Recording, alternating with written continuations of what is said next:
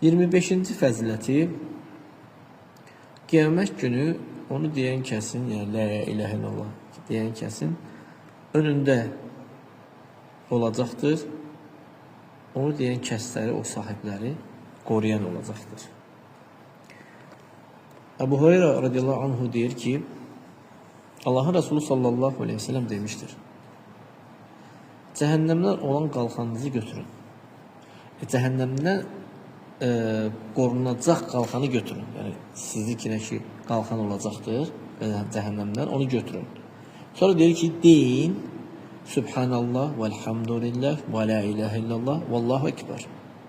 Bu zikri deyir ki, bunu deyin.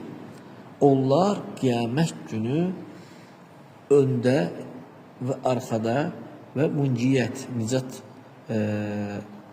tapdıraraq gələcəklər. İnsanı yəni səbəb olacaq, cəhənnəmdən qurtaracaq. Və hunnəl baqiyat-ı salihat. Salih qalan şeylərdir yəni bunlar. El-baqiyat-ı salihat nədir? Dünya həyatı, evlatlar, bunlar hamısı dünya həyatının bərbəzəyidir. Amma qalan nədir insana? El-baqiyat-ı salihat, yəni Subhanallah və elhamdülillah və Allahu ekber və la ilahe illallah. Zikirlər, yaxşı əməllər. Bu 4 zikirdə əsasən. Demək, burada bu 4 zikrin içində kəlmə şəhadəti vardır.